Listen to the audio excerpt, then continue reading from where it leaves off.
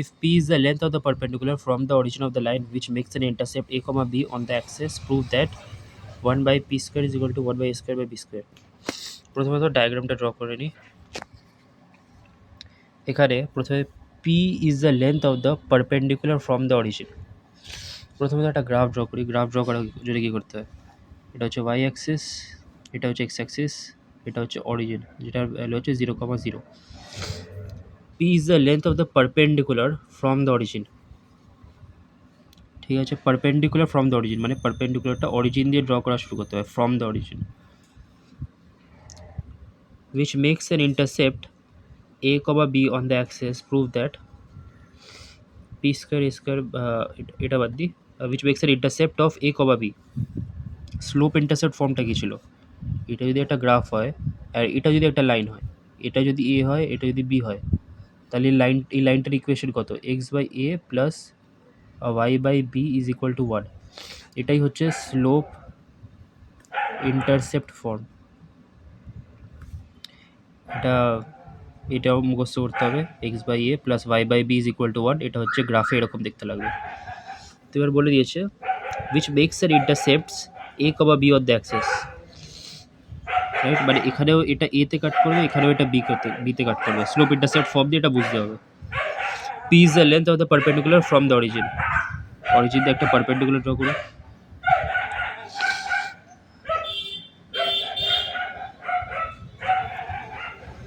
Origin for the line which makes an intercept a comma b on x axis। মানে এখানে আবার line draw করে নিই।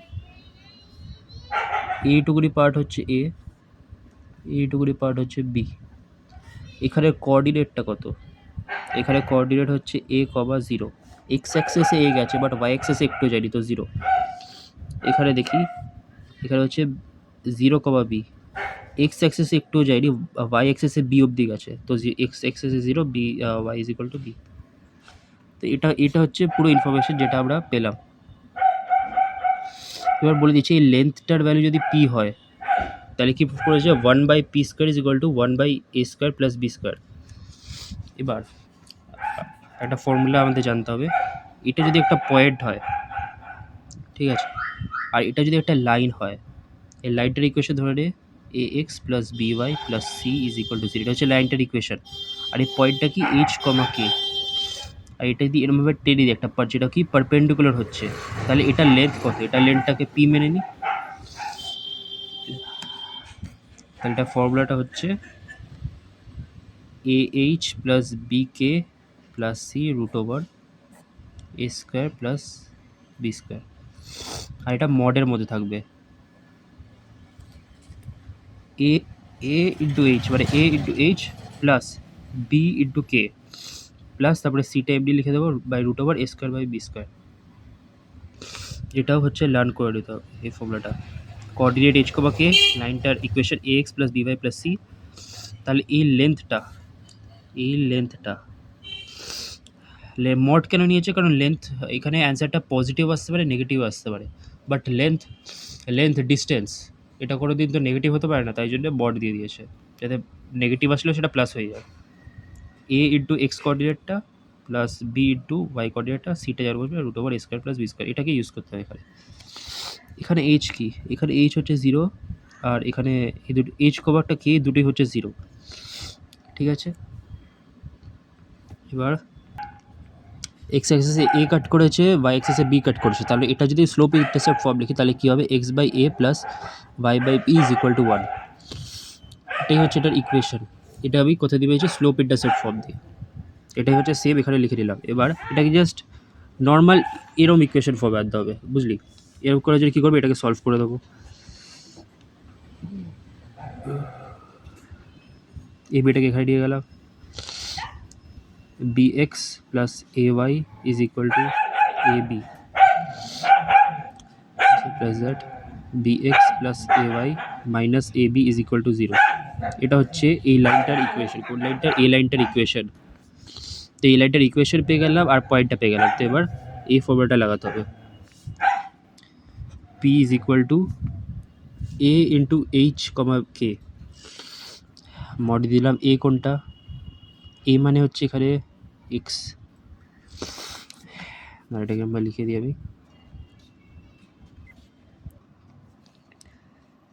দেখ এই ইকুয়েশনটা এসেছে, তো এটাকে আমরাকে এই ফর্মে লিখতে হবে।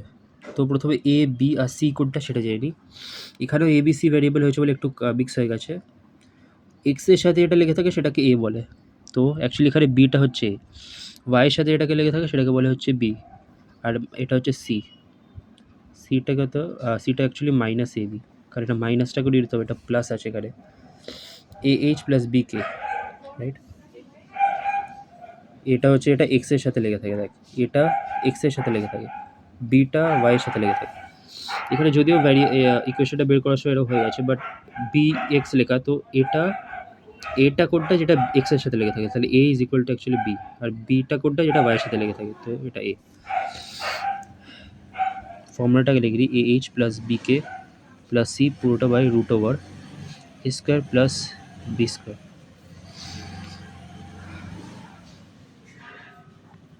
এ কোডটা অ্যাকচুয়ালি বিটা, এটা অ্যাকচুয়ালি বি। এইচ কি জিরো, জানি আমরা এইচ আর কে দুটোই জিরো,